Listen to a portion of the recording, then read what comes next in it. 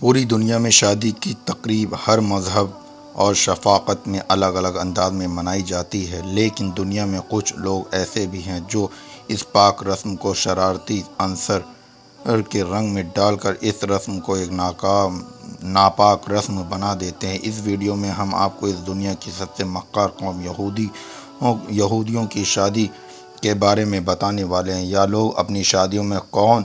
سے شرمناک کام کرتے ہیں، آپ یقین نہیں کرو گے کہ یہودی اسرائیل میں سب کے سامنے اپنے خونی رشتوں کے ساتھ کس طرح شادیاں کرتے ہیں۔ دنیا میں یہودی وہ قوم ہے جس نے اپنے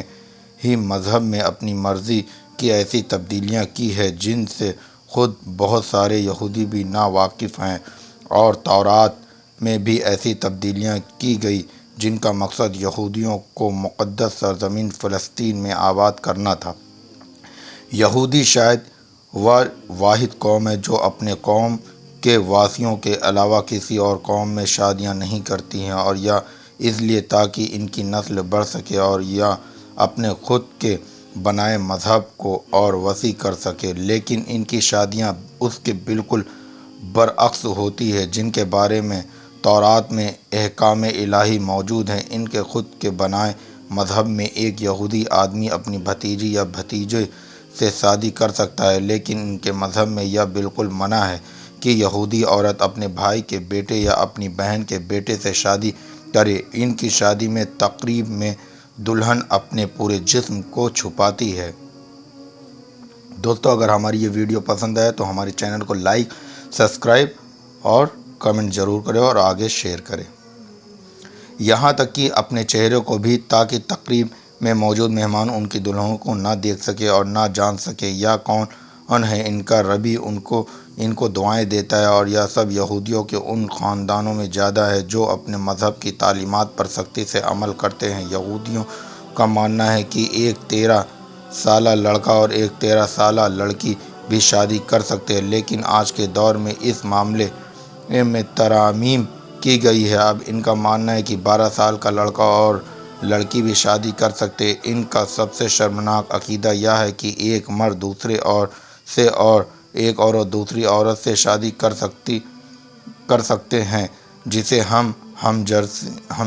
ہم جنس پرستوں کی شادی کہتے ہیں، اور جس عقیدے کو یہ لوگ آج دنیا کے کونے کونے میں پھیلا رہے ہیں۔ لیکن ان میں ایسے بھی یہودی ہیں جو اس ہم جنس پرست شادیوں کے خلاف ہیں اور انہیں اپنے مذہب کے خلاف بات سمجھتے ہیں۔ زیادہ تر یہودی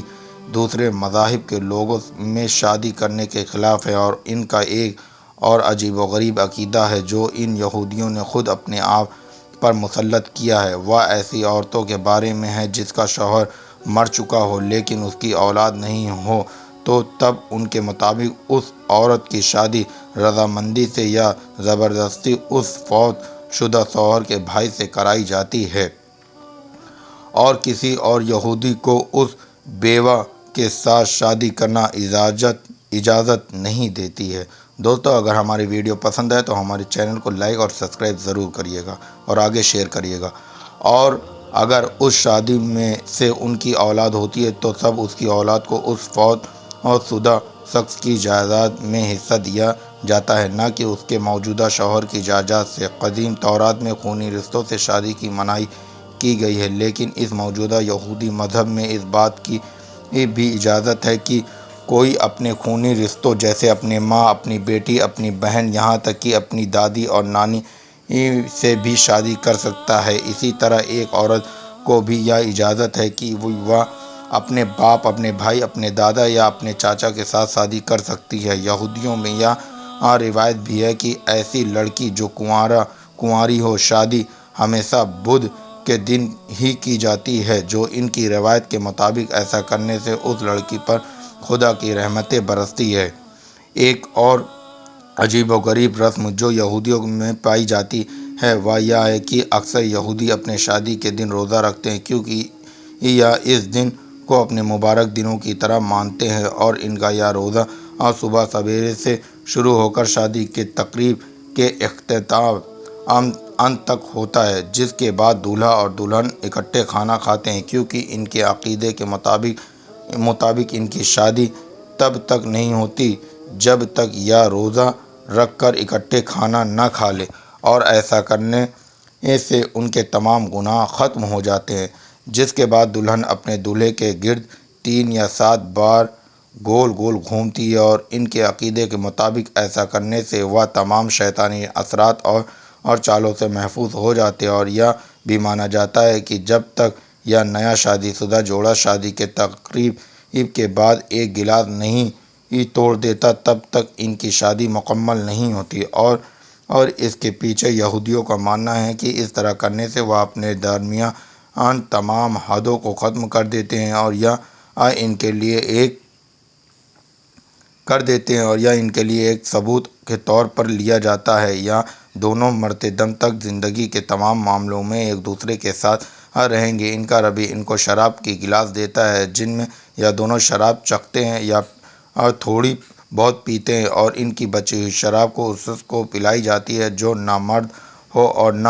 اور نامردی کی وجہ سے شادی سے دور بھاگتا ہو۔ یہودیوں کا ماننا ہے کہ اس دلہن کی جھوٹی شراب سے اس کی نامردی دور ہو جاتی ہے۔ یہودیوں میں ایک سے زیادہ شادیوں کی اجازت ہے، لیکن ان شادیوں کی تعداد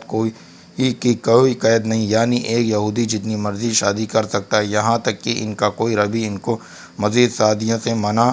نہ کر دے۔ اگر ایسا ہوتا ہے تب وہ شخص باقی تمام کوئی اور شادی نہیں کر سکتا۔ یہودیوں میں طلاق کا بھی ایک دلچسپ عمل ہوتا ہے، اور وہ یہ ہے کہ اگر کوئی شخص اپنی بیوی کو طلاق دینا چاہتا ہے تو وہ بغیر کسی وجہ سے اپنی بیوی کو طلاق دے سکتا ہے، اور طلاق کی صورت میں وہ اپنی بیوی کو اسی وقت اپنے گھر سے نکال دیتا ہے، اور کوئی ان سے یہ نہیں پوچھ سکتا کہ اس نے اپنی بیوی کو طلاق کیوں دی۔ طلاق کے بعد یہ لوگ خنزیر، اونٹ اور خرگوش کا گوشت نہیں کھا سکتے، یہاں تک کہ یہ خود کو کسی بھی قسم کی مچھلی کھانے سے بھی روک لیتے ہیں۔ ان کے لیے صرف وہی خوراک حلال ہوتی ہے جسے چھیلا گیا ہو، اور ہر بڑے اسٹور میں لیبل لگا کر ایسی چیز کو رکھا جاتا ہے تاکہ جو طلاق والے ہیں صرف وہی ان چیزوں کو خرید سکے۔ یہودی اپنے مذہب کے سوا کسی دوسرے مذہب کے شخص کے ساتھ کھانا کھانے کو بھی برا سمجھتے ہیں۔ یہ لوگ اپنی عبادت کرنے سے پہلے صرف اپنے ہاتھوں کو دھوتے ہیں اور پھر ایک بڑی چادر اپنے کندھوں پر اوڑھ لیتے ہیں، اور یہ خیال رکھا جاتا ہے کہ اس چادر کو کسی عورت نے اس سے پہلے نہ پہنا ہو، ورنہ وہ چادر کوئی بھی یہودی عبادت کے لیے استعمال نہیں کرتا ہے، اور ایک یہودی اس خاص چادر کو صرف اپنی عبادت کے دوران ہی پہن سکتا ہے، یہاں تک کہ جب وہ مر جاتا ہے تو اسے اسی چادر میں لپیٹ کر دفنایا جاتا ہے۔ یہودیوں میں ایک لڑکا 13 سال سے اور ایک لڑکی 12 سال سے اپنی عبادت شروع کر سکتے ہیں، اور جیسا ہی ایک لڑکا یا لڑکی اس عمر تک پہنچ جائے تو انہیں ان کے عبادت خانوں میں لایا جاتا ہے۔ یہاں وہ اس کی باقاعدہ ایک محفل ہوتی ہے اور خوشیاں مناتے ہیں کہ خدا ان کے بیٹے یا بیٹی کو اپنی عبادت کے لیے چن لیا۔ یہودیوں کے نزدیک اس چادر کی بڑی اہمیت ہے، کیونکہ ان کا ماننا ہے کہ یہ وہی چادر ہے جو تابوت سکینہ میں موجود تھا اور یہودیوں نے چرایا گیا تھا، جس تابوت کا ذکر قرآن مجید سورہ البقرہ کی آیت نمبر 248 ان الفاظ کے ساتھ موجود ہے۔ اور پیغمبر نے ان سے کہا کہ ان کی بادشاہی کی نشانی یہ ہے کہ تمہارے پاس ایک صندوق آئے گا جس کو فرشتے اٹھائے ہوئے ہوں گے، میں تمہارے پروردگار کی طرف سے تسلی بخشنے والی چیزیں ہوں گی، اور کچھ چیزیں بھی ہوں گے جو موسیٰ اور ہارون چھوڑ گئے تھے۔ اگر تم ایمان رکھتے ہو تو یہ تمہارے لیے ایک بڑی نشانی ہے۔ یہودی یہ دعویٰ کرتے ہیں کہ وہ اس بڑی چادر کو ایک دن دوبارہ حاصل کر لیں گے جو ان سے چھین لی گئی تھی، اور یہ تبھی ہوگا جب ان کا مسیح یعنی دجال اس دنیا میں آئے گا، اور اب یہودی پوری دنیا پر اپنی حکومت کریں گے۔ ان یہودیوں کا دعویٰ ہے کہ ان کی وہ چادر جسے ایک تابوت سکینہ میں چھپایا گیا تھا، وہ اسی جگہ چھپائی گئی ہے جہاں آج مسجد اقصیٰ ہے، اور اس لیے ان یہودیوں نے مسجد اقصیٰ کو اپنے تیسرے ہیکل کے طور پر تسلیم کر لیا، اور یہاں سے مسجد اقصیٰ کو گرا کر اپنا تیسرا ہیکل بنانے کی کوشش میں لگے ہیں، تاکہ اس دوران وہ اس ताबूत को तलाश कर सके और उसमें मौजूद उस चादर को निकाल सके। उम्मीद है आज की यह वीडियो आपको अच्छी लगी होगी। मिलते हैं एक और वीडियो में, तब तक के लिए अल्लाह हाफिज़। दोस्तों, हमारे ब्लॉग चैनल को भी आप लोग सपोर्ट करिए, हमारे ब्लॉग चैनल को भी सपोर्ट करें, उबैद ब्लॉग U5।